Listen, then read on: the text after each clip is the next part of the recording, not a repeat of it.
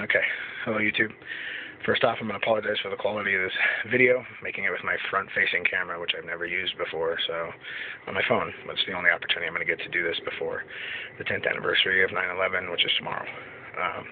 I'm making this as a video response to Mate 990's project, 9/11, Where Were You? I was 25 years old. I live in Colorado, still lived in Colorado then.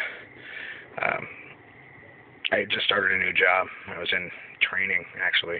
My last day of training, it was all supposed to be testing and whatnot. I remember getting up early and the TV already being on and just seeing the first tower aflame and just smoke billowing out of it, and remembering that I couldn't believe that an accident like that would happen, and hearing the reports that it had been a plane, maybe a small plane, whatnot. And I remember trying to get ready to go to work that day with my curiosity at a crazy level and the need that I felt to actually pay attention to what was going on.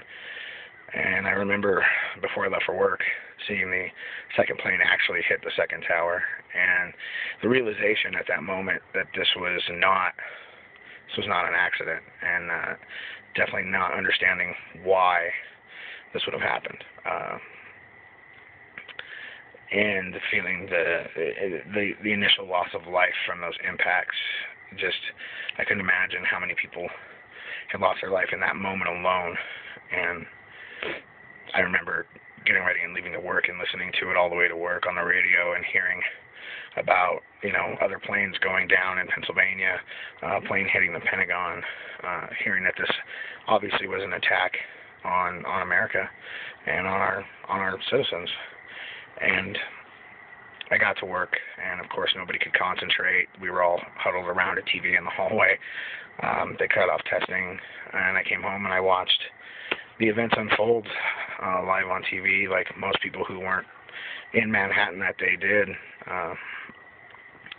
Remember seeing the people jump from the building and watching the buildings go down, and knowing that not only all the people in the building that couldn't get out yet, but the first responders, the firefighters, the EMS crews, and the police that were there, all trapped in that rubble. And it was changing, life-changing, to know that this could happen here. And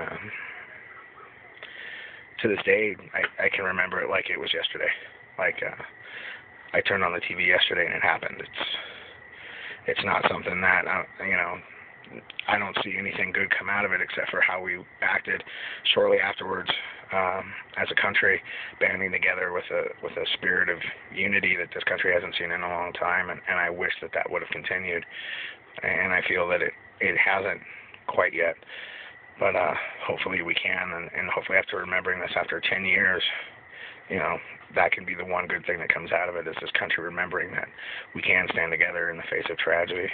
I think it was an eye-opener for most people. I know it was for me, knowing that this isn't something that just happens around the world in a third world country, in a place that I've never been. This is something that actually happens right here at home, and that can happen right here.